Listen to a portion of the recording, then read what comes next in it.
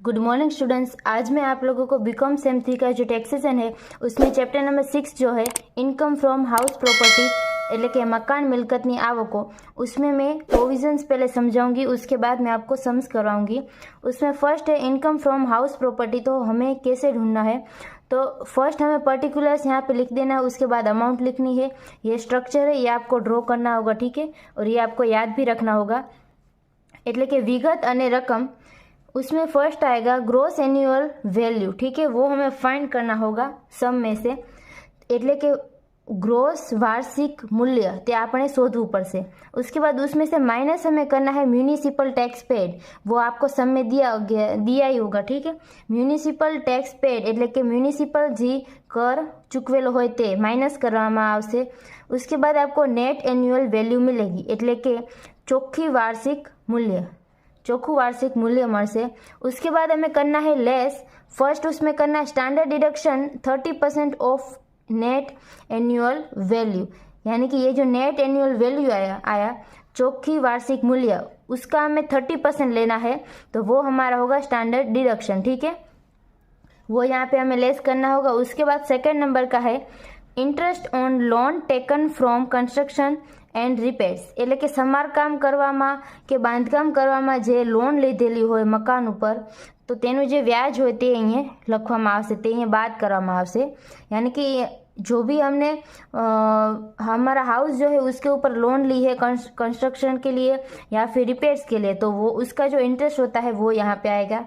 उसके बाद हमारा जो नेट एनुअल वैल्यू मिला चोखू वार्षिक मूल्य, उसमें से ये दोनों जब हम लोग लेस करेंगे એટલે કે बाद करशू, तभी हमको net income from house property એટલે કે ચોખ્ખું कर पात्र मकान मिलकत ઉપર कर તે આપણને મળશે, બરાબર। ચોખ્ખું कर पात्र मकान मिलकतની आवक, बराबर, net income from house property. उसके बाद यहाँ पे मैंने लिखा है ये जो म्यूनिसिपल टैक्स है वो हमें कौन सा लिखना है, आपको क्वेश्चन में दिया गया होगा, मगर उसमें से बहुत सारे दिए गए होंगे, तो हमें उसमें से कौन सा लिखना है। तो म्यूनिसिपल टैक्स जो है वो पहले के जितने भी साल है उसमें हमने पे नहीं किया है, और अभी के साल में हमें जितना भी पे किया उतना हमें लिखना है। फिर फॉर एग्जांपल हमने 2 साल का एडवांस पे किया है, तो वो एडवांस पे जो हमने किया है वो यहाँ पे नहीं लेना है, और जो भी प्रीवियस का पे करना बाकी है और जो भी हम अभी पे कर रहे हैं तो वो यहाँ पे हमें लिखना है। फॉर एग्जांपल प्रीवियस में हमने ये स्ट्रक्चर बनाया, तभी हमने म्यूनिसिपल टैक्स पे नहीं किया है, तो यहाँ पे वो 0 आएगा, ठीक है। उसके बाद है प्रोपर्टी लेआउट, એટલે કે જ્યારે मकान जे छे ते भाड़े आपेलू होय तो न्यू कंस्ट्रक्शन के लिए मैक्सिमम 2 लाख मिलेगा, ठीक है। ये इंटरेस्ट ऑन लोन के लिए है, ठीक है। लोन के ऊपर जो इंटरेस्ट हमें पे करना होता है उसके लिए है कि अगर ये जो हाउस है वो रेंट पे दिया लेआउट है, तो न्यू कंस्ट्रक्शन के लिए मैक्सिमम 2 लाख तक है, और रिपेयर्स के लिए એટલે કે સમારકામ માટે एक्चुअल है नो लिमिट, यहाँ पे कोई भी लिमिट नहीं है, ठीक है।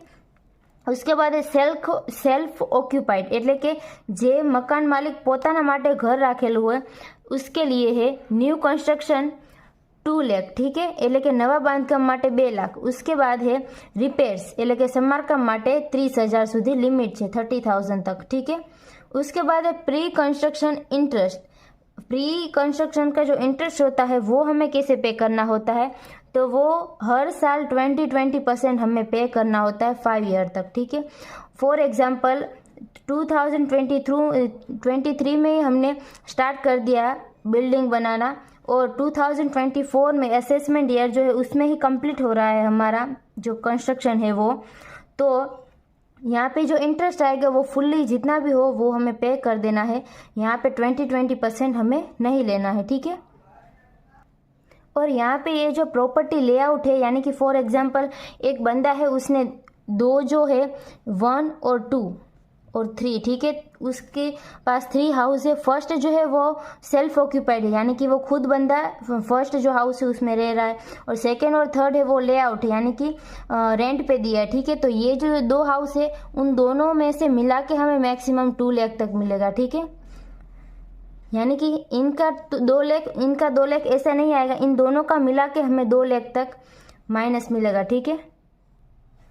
उसके बाद यहाँ पे हमें ये जो GAV है वो फाइंड करना होगा। वो हमें कैसे मिलेगा? तो उसमें फर्स्ट है म्युनिसिपल વેલ્યુ, એટલે કે જે મ્યુનિસિપલ કિંમત આપેલી હશે આપણને, જે प्रश्न हसे रकम हसे तेमा ज आपेली हसे, जो भी क्वेश्चन दिया होगा उसमें ही दी गई होगी म्युनिसिपल વેલ્યુ। और फेयर रेंट એટલે કે વ્યાજબી ભાડું, विच एवर इज़ हायर, इन दोनों में से जो भी ज़्यादा है वो हमें लेना है। फॉर एग्जांपल यहाँ पे म्यूनिसिपल टैक्स म्यूनिसिपल वेल्यू जो है वो है 20,000, ठीक है, फॉर एग्जांपल, और फेयर वैल्यू है 30,000। तो यहाँ पे हमें कौन सा लेना होगा? विच एवर इज़ हायर, जो भी ज़्यादा है वो। तो फॉर एग्जांपल मैंने ये दो लिए हैं, तो इसमें से ज़्यादा है 30,000, तो वो मैंने यहाँ पे लिख दिया। उसके बाद हमें करना है और स्टैंडर्ड रेंट, जे भी स्टैंडर्ड भाड़ू है, which ever is low. For example standard rent जो है वो यहाँ पे हमें 50,000 दिया ही होगा, ठीक है। तो इन दोनों में से विच एवर इज़ लोअर, इन दोनों में से कम कौन सा है? तो ये वाला कम है। तो ये जो हमें मिलेगा इसमें इन दोनों में से जो भी लोअर होगा वो हमें क्या मिलेगा? एक्सपेक्टेड रेंट, એટલે કે અપેક્ષિત ભાડું, ગુજરાતીમાં કહેવાશે અપેક્ષિત ભાડું। तो यहाँ पे वो कितना होगा? 30,000, ठीक है। हमें मिल गया एक्सपेक्टेड रेंट, अपेक्षित भाड़ू।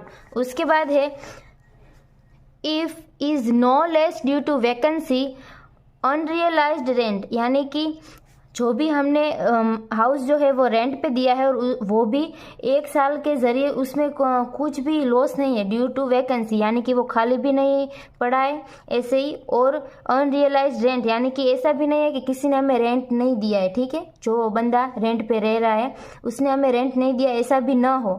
तो हमें क्या करना है? तो एक्सपेक्टेड रेंट जो हमें मिला यहाँ पे, अपेक्षित भाड़ું જે મળ્યું છે, જ્યારે પણ કોઈ પણ મકાન હોય ખાલી પણ ન રહી હોય અને જે ભાડુઆત રહેલા હોય તેને બધો જ ભાડું આપણને આપેલું હોય, તો અહીંયા આગળ कोई पण नुकसान न हो तो शू करवानुं? तो अपेक्षित भाड़ू लेवानुं, एक्सपेक्टेड रेंट हमें लेना है। और एन्युअल रेंट रिसीव्ड, यानी कि एटले के वार्षिक भाड़ू जे आपने मळेलुं छे, इन दोनों में से हायर इज GAV, इन दोनों में से जो भी हायर है वो हमें GAV लेना है। GAV का मतलब होता है ग्रोस एन्युअल वैल्यू, एटले कि ग्रोस वार्षिक मूल्य, ठीक है। और उसके बाद है सेकंड नंबर की condition, but if there is loss due to vacancy or unrealized rent, then find out actual rent receivable। એટલે કે જ્યારે પણ આપણને કોઈ પણ મકાન હોય તે 2 મહિના માટે ખાલી રહ્યું હોય કે એમાં 2 મહિનાનું ભાડું આપણને ન મળ્યું હોય અને એવું નુકસાન હોય તો શું કરવાનું? तो उसमें हमें एक्चुअल रेंट रिसीवेबल એટલે કે ખરેખર મળેલું ભાડું શોધવું પડશે।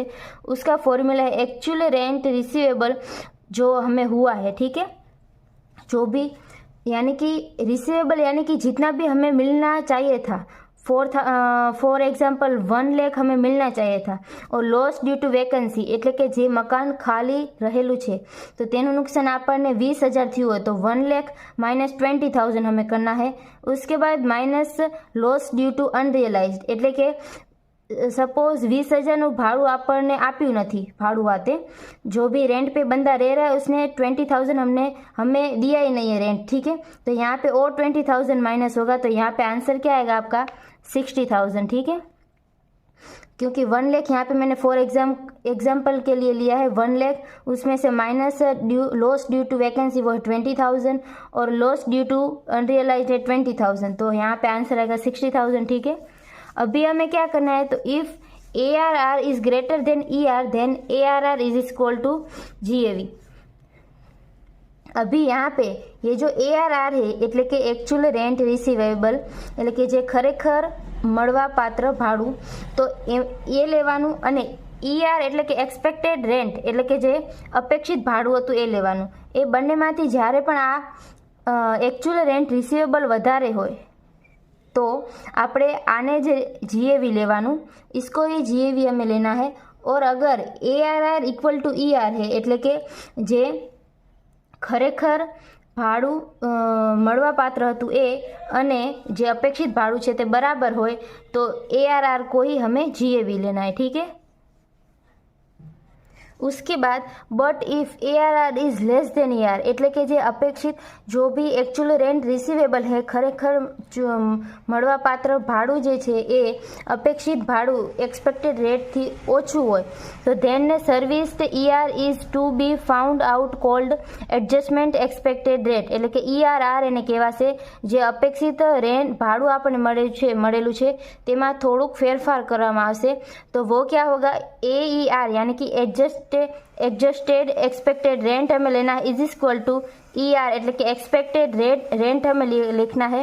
उसके बाद माइनस हमें करना है लॉस ड्यू टू वैकेंसी એટલે કે જે ખાલી પડેલું મકાન જે છે તેમાં થયેલું નુકસાન।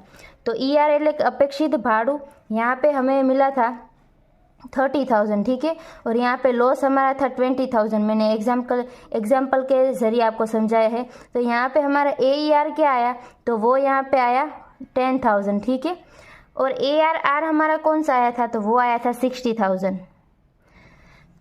એટલે કે જ્યારે AER આપણે શોધ્યું એડજસ્ટેડ એક્સપેક્ટેડ રેટ એટલે કે જે અપેક્ષિત ભાડું છે તેમાં ફેરફાર કરવામાં આવશે જ્યારે ARR એ ઓછું હશે ER થી એટલે अपेक्षित ભાડાથી ઓછું હશે तो यहाँ पे ARR और AER का हमें कंपेयर करना है એટલે કે જે ખરેખર મળવાપાત્ર ભાડું અને જે અપેક્ષિત ભાડામાં જે ફેરફાર કર્યો એ બંનેનું કમ્પેરિઝન કરવામાં આવશે which ever is higher is GAV એટલે કે આ બંનેમાંથી જે વધારે હશે તે આપણે GAV લેશું ठीक है। अभी इन दोनों में से ज़्यादा कौन सा है तो ARR ज़्यादा है 60,000 ये तो सिर्फ 10,000 ये तो यहाँ पे हमें 60,000 वो हमारा आएगा GAV ठीक है।